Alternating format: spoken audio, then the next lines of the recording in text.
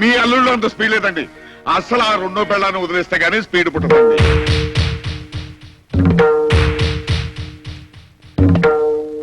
రెండో పెళ్ళామా?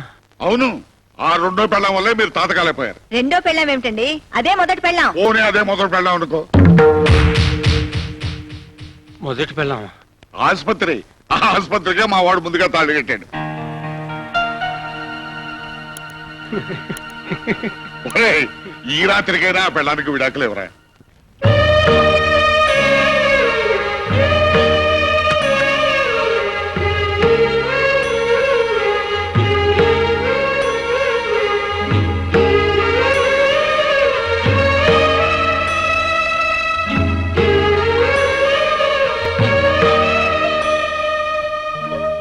మీ అమ్మగారి దగ్గరుండి ఇదంతా. త్వరలో విడాకులు వస్తాయి, మళ్ళీ ఇలాంటి ఇబ్బంది రాదు. నాకేం ఇబ్బంది లేదు. నాకు ఇబ్బందిగా ఉంది, అందుకే రేపు ఊరు వెళ్తున్నాను. మళ్ళీ 10 రోజుల వరకు రాను.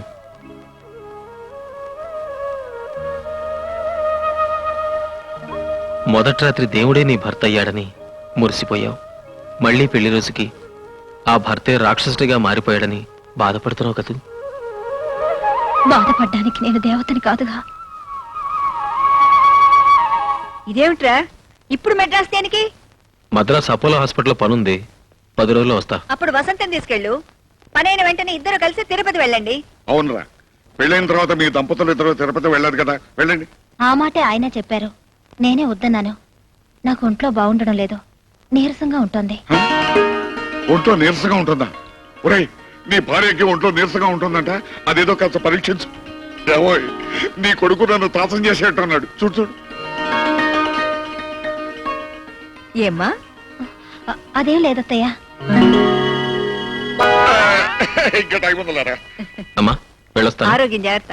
డాడీ వస్తాను. రేపు పెట్టి తీసురా. ఒరేయ్ డాక్టర్, అస్తమానం ఊళ్ళు తిరగడం కాదు, కాస్త భార్య ఆరోగ్యం కూడా చూసుకుంటూ ఉండు. ప్రభా, ఎలాగో ఇందరూ వచ్చాం కదా, మైసూరు వెళ్ళి బృందావన్ గద్దె చూసేద్దాం. మన హనీమూన్ రోజులు చాలే గుర్తుకొస్తున్నాయి. ఊరుకోండి. క్లయింట్ పెళ్ళని మీరు బెంగళూరు తీసుకొచ్చారు, మెడికల్ కాన్ఫరెన్స్ అని వాడు మెడ్రాస్ వెళ్ళాడు. పాపం అమ్మాయి ఇంట్లో ఒంటరిగా ఉంటుంది. పెళ్ళైన వెంటనే మనం ఇంటికి వెళ్ళాలండి.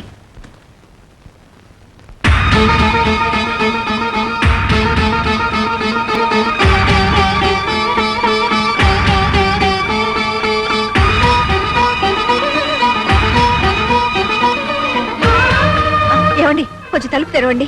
నా కళ్ళు తిరుగుతున్నాయి, కాళ్ళు నిలబట్టలేదు. ప్లీజ్ కాసేపు కూర్చుని వెళ్ళండి. ప్రభావతి, నీ కొడుకు నిర్వాకం నా కంట పడకూడదని ఆపుతున్నావు. ప్రభావతి,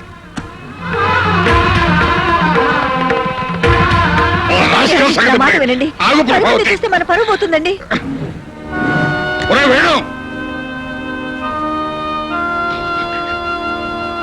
ఏమండి,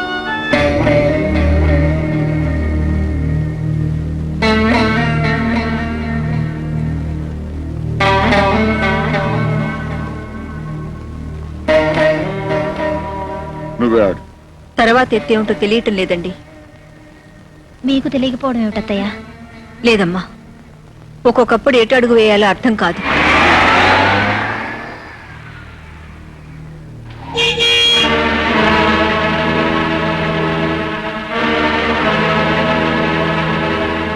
హాయ్ మమ్మీ. Hi daddy. మీరింకా రాలేదని అత్తయ్య బెంగ పెట్టుకున్నారు. బెంగెందుకు? నేనేమన్నా చిన్నపిల్లన్నా? మీ అమ్మ పిచ్చిదిరా, నువ్వింకా చిన్నపిల్లాడివి అనుకుంటుంది పాపం. నువ్వెంత ఎదిగిపోయావో దానికేం తెలుసు. మంచి గంధంతో చేసిన ఈ కృష్ణుడు బొమ్మ మీకోసం తెచ్చాను డాడీ. నువ్వు వెళ్ళిన మద్రాసు కదరా, ఇవి అక్కడ దొరకవుగా. ఎక్కువగా మైసూరులోనూ బెంగళూరులోనూ కదా దొరుకుతాయి. లేదు డాడీ, మెడ్రాస్ ఎయిర్పోర్ట్లో కూడా ఉన్నాయి. అమ్మ వసంత, వెళ్ళి హీటర్ ఆన్ చేసి వాడి స్నానానికి భోజనానికి ఏర్పాటు చూడు. అలాగే అత్తయ్య.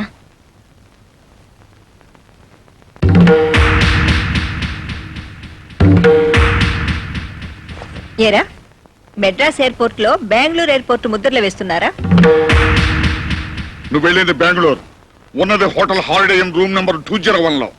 Mister and missus doctor Venugopal పేరు మీద ఉన్నారు. Am I correct? ప్లీజ్ కొంచెం మెల్లిగా మాట్లాడండి. కోడలు వింటే దాని గుండె పగిలిపోతుంది. ఏమిటా నువ్వు చేస్తున్న పని? కుటుంబ గౌరవం మంట కలిపి మరొక ఆడదాన్ని వెంటేసుకుని ఊళ్ళు తిరుగుతున్నావా? అమాయకురాలైన నీ భార్యను మోసం చేయడానికి నీ మనసు ఎలా ఒప్పిందిరా? ఎవరా పిల్ల? ఎంతకాలం నుంచి సాగుతోంది ఈ వ్యవహారం? నేను మెడిసిన్ చదివే రోజుల్లో ఆ అమ్మాయిని ప్రేమించాను. ఆమె పేరు ప్రియ. కొన్ని అవాంతరాల వల్ల అది పెళ్లి దాకా రాలేదు. అందుకే మీకు చెప్పలేదు. ఇప్పుడు నేను లేకుండా ప్రియ బతకలేనంటోంది. నేను కాదంటే ఆత్మహత్య చేసుకుంటానంటోంది. అందుకే ప్రియని పెళ్లి చేసుకోవాలనుకుంటున్నాను.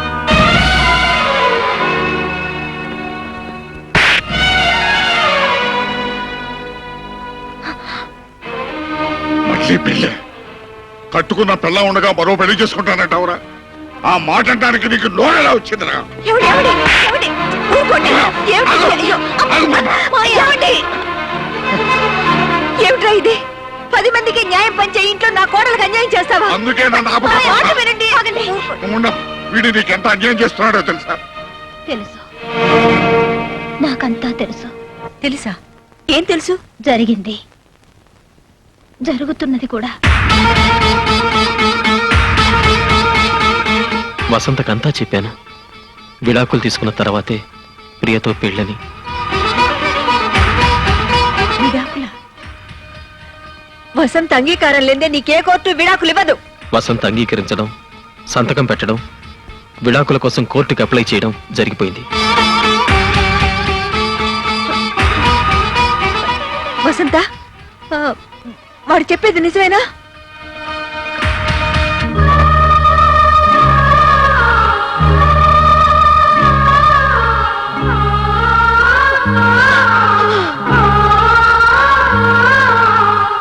చూడండి, కన్నవాళ్లుగా నన్ను దండించే హక్కు మీకుంది.